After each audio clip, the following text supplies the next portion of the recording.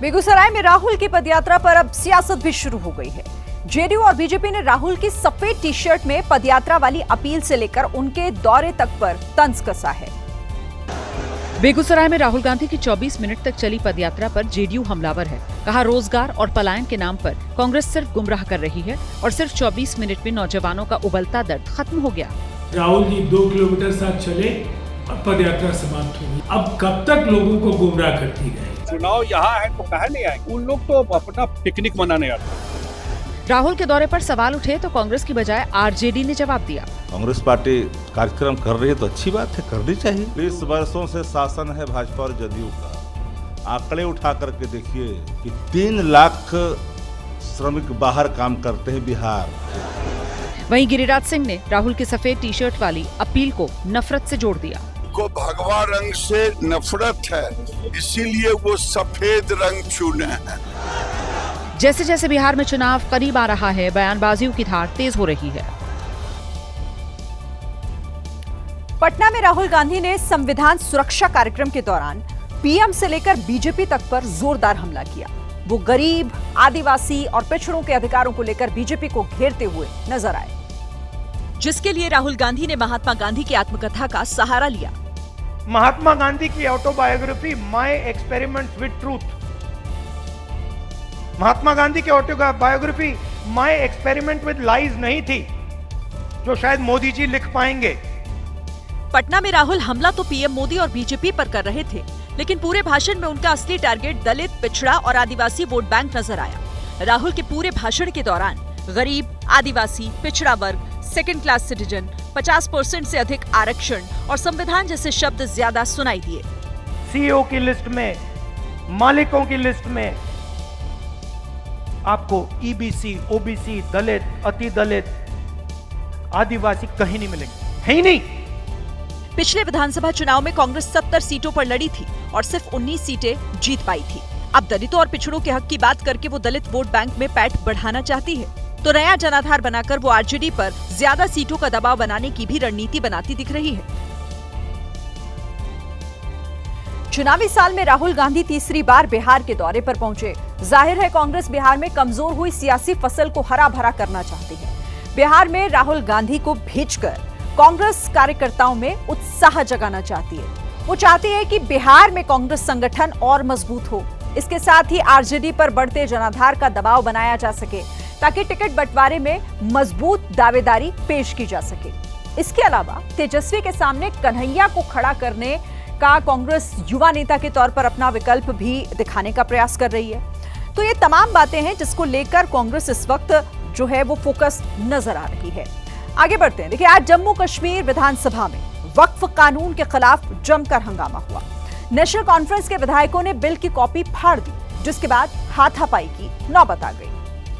National conference वक्फ कानून पर चर्चा के लिए विधानसभा में स्थगन प्रस्ताव लाई थी, लेकिन जब स्पीकर ने अनुमति नहीं दी तो विधानसभा में हंगामा शुरू हो गया। जैसे ही स्पीकर ने कहा कि मामला न्यायालय के अधीन है, इस पर चर्चा नहीं हो सकती, नेशनल कॉन्फ्रेंस के विधायक गुस्से में आ गए और वेल में जाकर वक्फ अधिनियम के खिलाफ नारेबाजी करने लगे।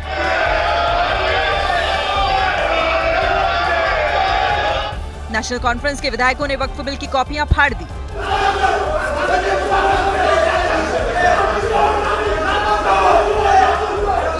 इस दौरान कांग्रेस विधायक इरफान हफीज लोन और बीजेपी विधायक विक्रम रंधावा के बीच हाथापाई की नौबत आ गई। लाल चौक में एक बिल्डिंग देखें, 5 करोड़ की बिल्डिंग है, 10,000 रुपया में इन्होंने देके रखी हुई है। नेशनल कॉन्फ्रेंस के वर्करों के पास है। मुफ्ती परिवार, अब्दुल्ला परिवार, इनके एमएलएज, उनके रिश्तेदार, उनके लिए वो भूमि है। हम कोर्ट में भी इसको परसू करेंगे, ऐसी बात नहीं है। इनका अपना सिस्टम है, मजहबी चीजें मैं नहीं इन्वॉल्व हो रहा। अब ये मैं कहूँगा, जब हंगामा नहीं थमा तो विधानसभा की कार्यवाही कल तक के लिए स्थगित कर दी गई। वक्फ कानून बन गया, लेकिन उस पर घमासान अब भी जारी है। वक्फ बिल के विरोध में एक तरफ सुप्रीम कोर्ट में अब तक 11 याचिकाएं दाखिल हो चुकी हैं, तो दूसरी तरफ बीजेपी से जुड़े एक नेता का घर भी फूंका जा चुका है। ये वक्फ कानून के विरोध की आग है, जिसमें मणिपुर के थौबल जिले में बीजेपी के अल्पसंख्यक मोर्चा के अध्यक्ष असगर अली का घर धधक रहा है। उनका गुनाह सिर्फ इतना था कि उन्होंने वक्फ कानून का स्वागत किया था। दूसरी तरफ बीते 4 दिनों में अब तक सुप्रीम कोर्ट में वक्फ कानून के खिलाफ 11 अर्जियां दाखिल करके कानून को असंवैधानिक घोषित करने की मांग की गई है। कानूनी एतबार से हमें कोर्ट का रुख करना चाहिए और हम जहां तक लड़ सकते हैं कानूनी एतबार से हम लड़ते रहेंगे, लड़ेंगे। अपडेट ये है कि सुप्रीम कोर्ट वक्फ कानून की संवैधानिकता को चुनौती देने वाली याचिकाओं को सुनने के लिए राजी हो गया है। दूसरी तरफ बीजेपी एक्ट का विरोध करने वालों पर नए हमले कर रही है। ये उनका अधिकार है कि वह न्यायालय गए हैं। तो यह प्रक्रिया विचित्र थी कि बिल के समय ही कुछ लोग न्यायालय पहुंच गए, यानी साफ दिखाई पड़ रहा है कि इनके मध्य एक राजनीतिक प्रतिस्पर्धा का स्वरूप है। नए कानून को लागू करने के लिए सरकार जल्द ही नोटिफिकेशन जारी करेगी।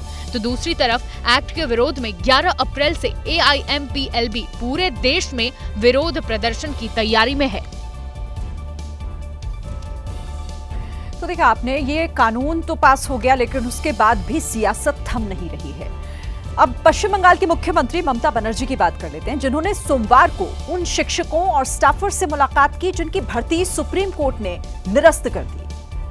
ममता बनर्जी ने नौकरी गंवाने वाले शिक्षकों को हिम्मत बंधाते हुए कहा कि वो कोर्ट के फैसले का सम्मान करती हैं, लेकिन जब तक जिंदा हैं किसी की नौकरी नहीं जाने देंगी। ভাববেন না আমরা এটাকে ভালোভাবে মেনে নিতে পেরেছি, আপনাদের শোকে আমাদের হৃদয়ও পাথর হয়ে গেছে। এ কথা বলার জন্য আমাকে জেলেও ভরে দেওয়া যেতে পারে, কিন্তু আই ডোন্ট কেয়ার। सैकड़ों शिक्षक नेताजी इंडोर स्टेडियम में ममता बनर्जी से मिलने आए, लेकिन एक शिक्षिका ममता बनर्जी से मिलने के बाद भावुक हो गई। 3 अप्रैल को सुप्रीम कोर्ट ने शिक्षक भर्ती घोटाले से जुड़े कोलकाता हाईकोर्ट के फैसले को बरकरार रखा, जिसके बाद 25,753 शिक्षक बेरोजगार हो गए, जो अब सड़क पर उतर आए हैं। जो ये इंस्टीट्यूशन में जो फ्रॉड किया है आप उसको जेल में भरिए, हम लोगों की सजा दे रहे हो। नौकरी चला गया, हमारा जीवन चला गया, सब कुछ ले लिया। ममता सरकार के पास सुप्रीम कोर्ट के फैसले के खिलाफ समीक्षा याचिका दायर करने का विकल्प मौजूद है। पश्चिम बंगाल में नौकरी गंवाने वाले शिक्षकों को लेकर सियासत गर्म हो गई है। एक तरफ ममता बनर्जी ने नौकरी गंवाने वाले शिक्षकों से मुलाकात तो की, तो दूसरी तरफ बीजेपी नेता शुवेंदु अधिकारी ने भी मुलाकात की है। 26,000 शिक्षकों की नौकरी जाने को लेकर बीजेपी आज सड़कों पर उतर आई। इस दौरान पुलिस ने पूर्व सांसद लॉकेट चटर्जी समेत बीजेपी के कई कार्यकर्ताओं को हिरासत में ले लिया। ये सभी मुख्यमंत्री ममता बनर्जी के आवास का घेराव करने जा रहे थे। कोलकाता पुलिस ने श्यामा प्रसाद मुखर्जी पोर्ट के गेस्ट हाउस से भी कई कार्यकर्ताओं को गिरफ्तार किया। इस बीच बीजेपी नेता शुवेंदु अधिकारी ने नौकरी गंवाने वाले अभ्यर्थियों से मुलाकात की और ममता बनर्जी पर जमकर निशाना साधा। वेस्ट बंगाल गवर्नमेंट जो रुपया लेकर 5-6 हजार चाकरी नौकरी बेच दिया है, जेन्युइन जो हमारी टीचर है, नॉन टीचिंग स्टाफ है, उनका लिस्ट सुप्रीम कोर्ट में नहीं दिया। ममता बनर्जी का खुद रिश्तेदार बीरभूम में इस फर्जी अपॉइंटमेंट का हिस्सा है। शिक्षक भर्ती घोटाले को लेकर सत्ताधारी टीएमसी और बीजेपी एक दूसरे पर हमलावर हैं, लेकिन जिन शिक्षकों की नौकरी गई है उनका क्या होगा, ये बड़ा सवाल है। सुप्रीम कोर्ट के आदेश के बाद जिन शिक्षकों की नौकरी गई है उन्हें अब 4 साल का वेतन ब्याज समेत लौटाना पड़ेगा। कोर्ट के आदेश के बाद नौकरी गंवाने वाले शिक्षक डरे हुए हैं, तो ममता बनर्जी सरकार टेंशन में है, क्योंकि कोर्ट के आदेश के बाद 3 महीने के अंदर नई भर्ती शुरू करनी है। ये पूरा मामला 2016 का है। इस साल स्कूल सेवा आयोग ने 25,753 पदों पर शिक्षक और गैर शिक्षकों की भर्ती निकाली है। भर्ती परीक्षा में 23 लाख उम्मीदवार शामिल हुए। 2017 में गड़बड़ी के आरोप लगने पर आयोग ने चुने गए अभ्यर्थियों की लिस्ट रद्द कर दी। 25 अप्रैल 2022 को सीबीआई ने राज्य के तत्कालीन शिक्षा मंत्री पार्थ चटर्जी से पूछताछ की। 18 मई 2022 को सीबीआई ने मनी लॉन्ड्रिंग की शिकायत दर्ज की। 22 जुलाई 2022 को ईडी ने कोलकाता में पार्थ चटर्जी और उनके करीबियों के ठिकानों पर छापे मारे। मंत्री की करीबी अर्पिता के घर से 20 करोड़ रुपए कैश मिले थे। इसके बाद 23 जुलाई 2022 को ईडी ने पार्थ चटर्जी को गिरफ्तार किया और अर्पिता को पूछताछ के लिए हिरासत में लिया। करीब 2 साल बाद अप्रैल 2024 में कलकत्ता हाईकोर्ट ने भर्ती रद्द की थी और इस साल 3 अप्रैल 2025 को सुप्रीम कोर्ट ने कलकत्ता हाईकोर्ट के फैसले पर मुहर लगा दी, जिसके बाद 25,000 से ज्यादा लोगों को अपनी नौकरी से हाथ धोना पड़ा। ममता बनर्जी ने सुप्रीम कोर्ट के फैसले पर सवाल भी उठाए। ममता का कहना है कि जिन लोगों की नौकरियां गई हैं, वो उनके साथ खड़ी है, लेकिन उनकी मदद कैसे कर पाएंगी, ये अभी तय नहीं है।